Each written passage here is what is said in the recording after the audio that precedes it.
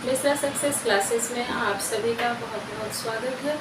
आज हम आप लोगों के लिए अध्याय 4 के अंतर्गत लोकतांत्रिक व्यवस्था का संकट 12th क्लास के लिए नागरिक शास्त्र का चैप्टर लेकर आए हैं और इसमें आज हम जयप्रकाश नारायण जी के एक क्रांति के बारे में देखेंगे जिसका नाम है संपूर्ण क्रांति।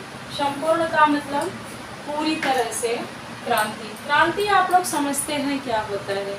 क्रांति उसको कहते हैं जब जनता किसी के शासन से, किसी के रवैये से पूरी तरह परेशान हो जाए तो जनता में एक रोष उत्पन्न होता है, एक पीड़ा होती है जो सामूहिक रूप से बाहर आती है और किसी के फैसले का, किसी बड़े स्तर के व्यक्ति के फैसले का विरोध करते हैं, तो उसे क्रांति का नाम दिया गया है।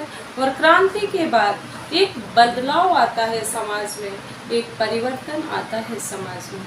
तो आज हम जयप्रकाश नारायण जी के संपूर्ण क्रांति को देखेंगे कि ये क्या था। देखिए, संपूर्ण क्रांति जयप्रकाश नारायण का विचार और नारा था जिसका आह्वान इंदिरा गांधी जी को सत्ता से उखाड़ फेंकने के लिए जयप्रकाश नारायण ने किया था।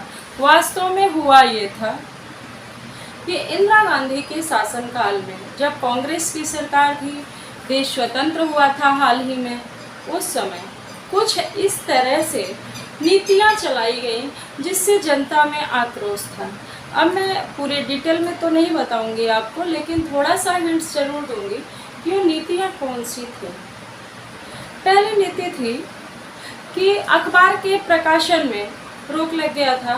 दूसरी ये थी कि इंदिरा गांधी ने कुछ मनमाना करना शुरू कर दिया था जिसमें जनता के अधिकार और सीमित होते जा रहे थे, यहाँ तक कि लोगों के मौलिक अधिकारों का हनन हो रहा था। ऐसी स्थिति में बिहार के छात्रों ने आपस में मिलकर के अपनी मत व्यक्त करने के लिए एक क्रांति का रूप अपनाया और उस क्रांति के लिए सबसे पहले आगे आने के लिए, यानी क्रांति की बागडोर जयप्रकाश नारायण जी को देने के लिए उन्होंने एक मत बनाया।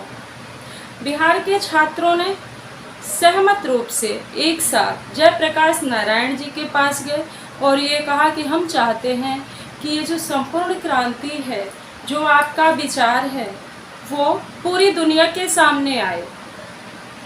जयप्रकाश नारायण जी ने उस क्रांति की बागडोर अपने हाथ में लेने के लिए सहमति तो दे दिए, लेकिन उन्होंने शर्त रखी। शर्त क्या रखी?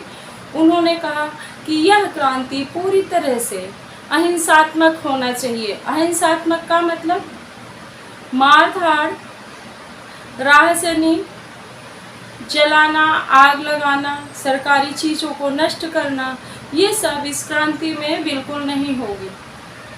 दूसरा, उन्होंने ये कहा कि यह क्रांति ना सिर्फ बिहार में बल्कि सभी राज्यों में विश्वव्यापी स्तर पर होगा। अब इसी क्रम में हम देखेंगे कि मार्च 1974 में बिहार के छात्रों ने, जो इंदिरा गांधी के समय में बढ़ती हुई कीमतें थी, उस समय भी टमाटर जो था 50 रुपए किलो पर पहुंच गया था आज से 70 साल पहले। तो सोचिए कितनी ज़्यादा महंगाई होगी। खाद्यान्न का अभाव हो गया, देश में अकाल पड़ गया, खाने के लिए सामान नहीं मिलता था, बेरोजगारी बहुत थी, भ्रष्टाचार था। इन सब के खिलाफ छात्रों ने आंदोलन किया और जयप्रकाश जी ने छात्रों के निवेदन पर आग्रह करने पर इस आंदोलन का अहिंसक रूप से नेतृत्व किया और देशव्यापी बनाया। इसमें हिंसा कहीं से कहीं तक नहीं थी। सभी लोग जीवन के सभी क्षेत्र में, यानी हर एक क्षेत्र में इस आंदोलन से धीरे धीरे जुड़ गए।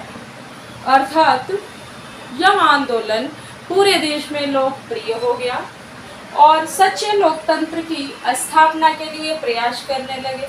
संपूर्ण क्रांति में 7 क्रांतियां शामिल थी। संपूर्ण क्रांति में कितनी क्रांतियां शामिल थी? 7 क्रांतियां शामिल थी।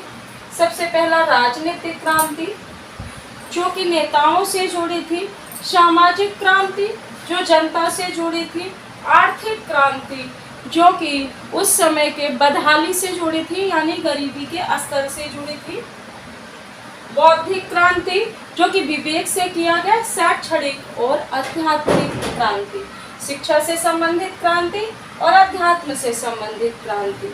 और यही क्रांति, इसी क्रांति के अंतर्गत जयप्रकाश जी ने नारा दिया था कि संपूर्ण क्रांति अब नारा है, भावी इतिहास हमारा है।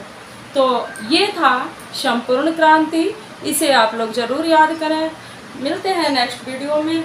अगर आपको वीडियो अच्छा लगा हो तो लाइक ज़रूर कर दें और अपने फ्रेंडों को शेयर भी कर दें।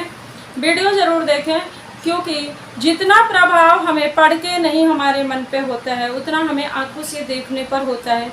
हम कभी भी किसी की बातें सुनते हैं या कोई किताब पढ़ते हैं तो लंबे समय तक हमारे दिमाग में नहीं रहता है। अगर हम वही कोई फिल्म देख लें तो हम उसे बहुत दिनों तक या पूरी लाइफ तक नहीं भूल पाते हैं और कभी भी वो सीन हमारे सामने आ जाता है। तो इसलिए बोर्ड के बच्चे वीडियो ज़रूर देखें, और जो जो इम्पोर्टेंट है मैं वही चीज़ आपके वीडियो के लिए लेके आ रही हूँ। प्रश्न मैंने अधूरा लिखा है। प्रश्न है, संपूर्ण क्रांति के बारे में प्रकाश डालिए अथवा निबंध लिखिए। आंसर आपका ये हो जाएगा, तो आप इसे ज़रूर पढ़ें। धन्यवाद।